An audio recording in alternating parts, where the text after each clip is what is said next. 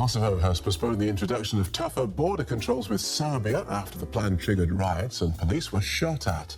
Authorities have now removed roadblocks put there by ethnic Serbs. The riots started after the Kosovo government announced a decision that would force people in majority ethnic Serb areas to swap their license plates for Kosovo-issued ones. Sirens rang through the night as police shut the Brnjac and Jarinje border crossings in northern Kosovo.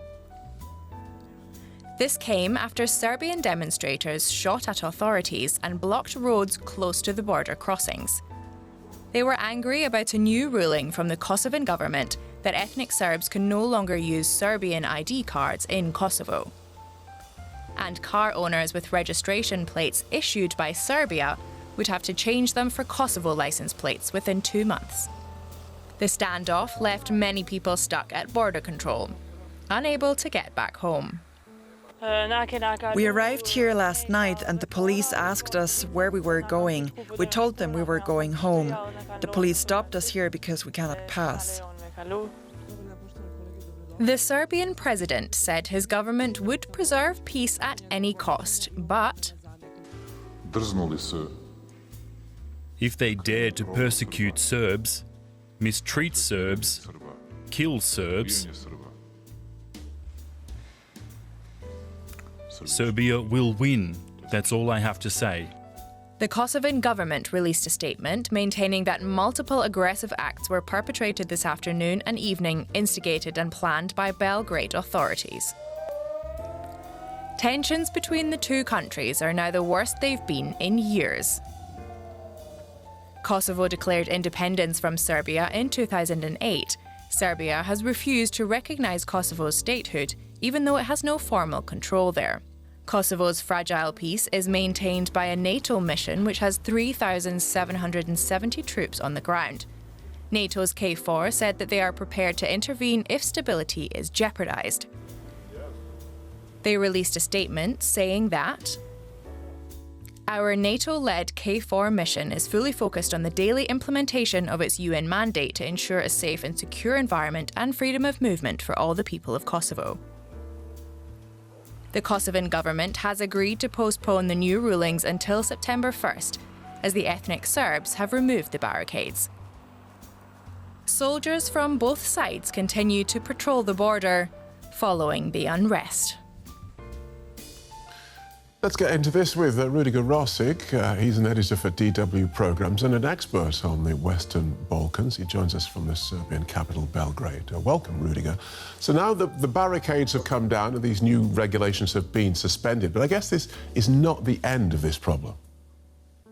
This is exactly how it looks like. It has been postponed for 30 days, so we can expect the same thing to happen in 30 days again, unless there is not any kind of solution in the meantime.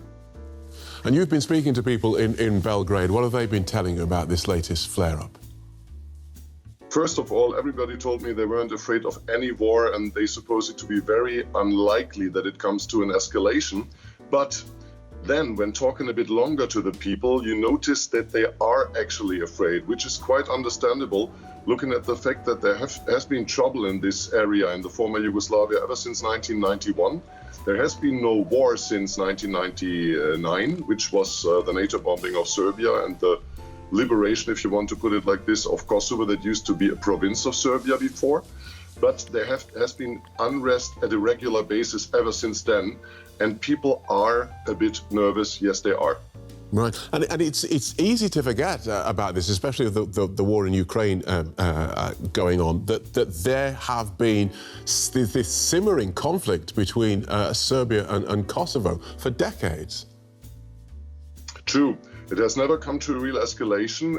Actually, a real escalation is as well very unlikely. As you already mentioned, there's almost 4,000 NATO troops standing in the area, and all countries but Bosnia-Herzegovina in the neighborhood are NATO member countries.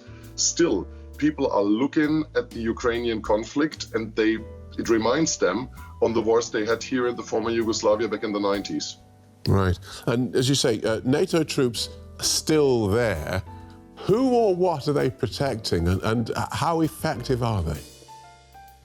They are protecting peace in Kosovo. They are protecting in a EUFOR mission, which is in the end a NATO mission as well, in Bosnia, the peace in Bosnia. And the neighboring countries from Albania to Croatia are all but Bosnia and Herzegovina and Serbia NATO members. So they are protecting the alliance as such. Right. And if you look at the wider context, Serbia is probably Russia's closest ally in Europe. Does any of this have a connection to the war in Ukraine? It certainly has, in terms of that Russia has for years used the Western Balkans as a hotstop for troublemaking, for making problems for the international community, for disrupting the peace and the processes leading to peace here. On the other hand, the next Russian border is far away. There are no Russian troops nearby. And whether Serbia is really an ally of Russia is a good question. Serbia is completely dependent economically on the European Union. The Russians' investment here is down to 1.7%, so it's basically not important. And I think this is more of a propaganda battle than anything material. And you've got to wonder, though, given all these tensions, and given that Russia is sort of looking over everyone's shoulder at this, why did Kosovo choose this moment to impose this when this notion of changing the driving license or the license plates? It seems from the outside not a major issue. That's true.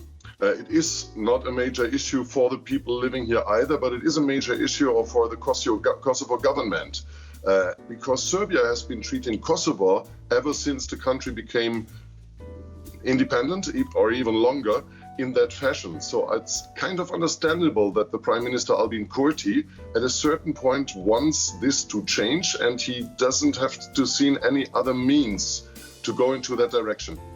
Okay. Thank you so much for joining us and outlining that so clearly. Rudiger Rossig in Belgrade. My pleasure.